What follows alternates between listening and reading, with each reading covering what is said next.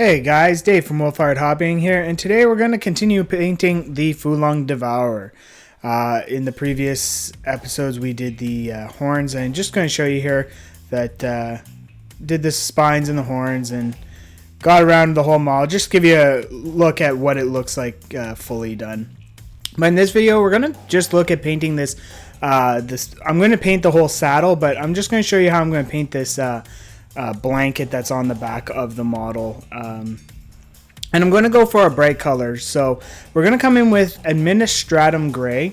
This is a very light gray, and because I'm going for a white or an off-white color, this is a good color to start with.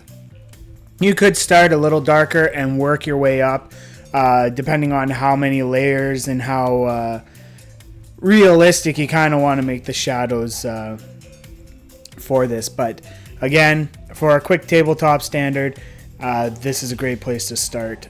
It is thinned down with some medium, so it will need two coats, but as you can see, it goes on really nicely. So just painting over the whole thing on both sides, just giving it a nice, good, solid base coat here.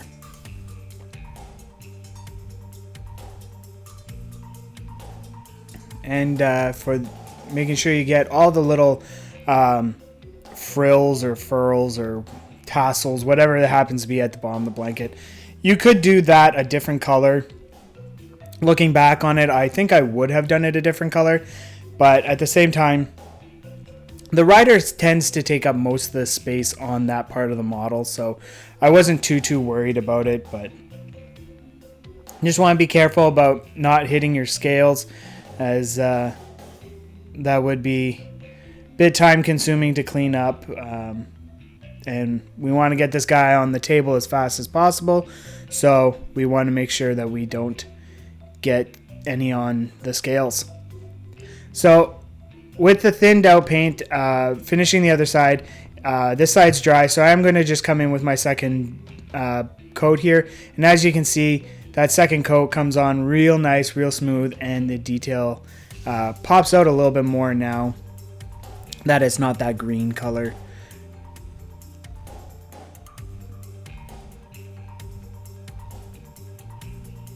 So again, you want to make sure you get a good coverage over the entirety of the piece, but don't want to get too sloppy with it either.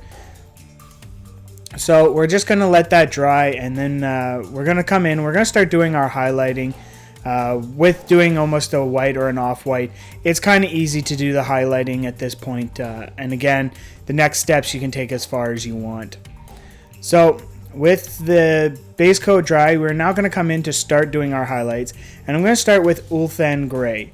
This gray is fairly white in color, but still has that hint of gray in it. So for this one, we're just going to highlight the folds here.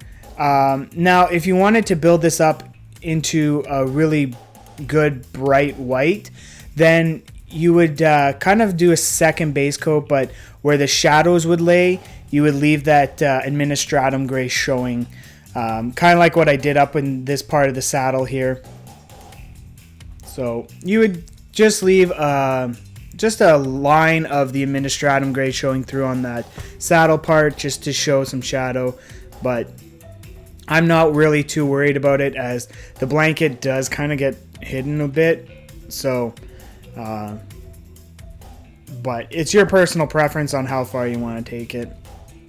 For these tassels or frills, I'm just going about halfway up them, just to give the appearance that the edge of the blanket is casting shadow down on them.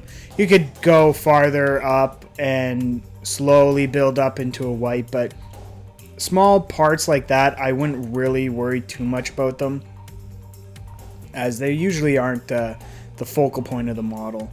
But just to give you an idea of what I was talking about with the kind of doing a second base coat, is you would come in, and as you can see here, I'm painting over everywhere that wouldn't have a shadow cast on it. So kind of like that, but I don't want to do that for the whole blanket, so I'm just going to worry about the folds.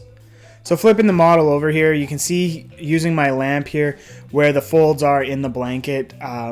Again, using your lamp as a light source to find out where your light would hit is a very quick way of doing things.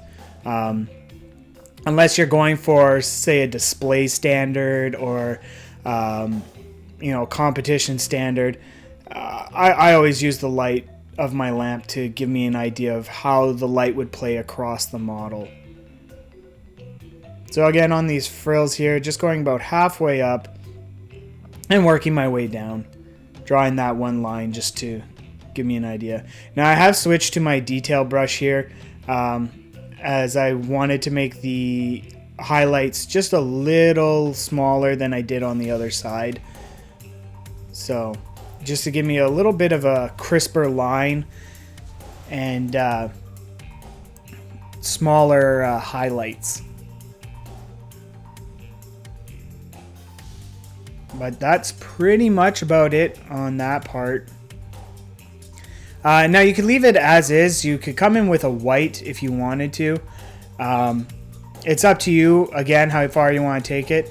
And to just show you an idea of what would happen when the rider's on, and once he's fully painted too, he will kind of distract your eye from away from that blanket. So it's not a big importance to paint the blanket to a perfect standard.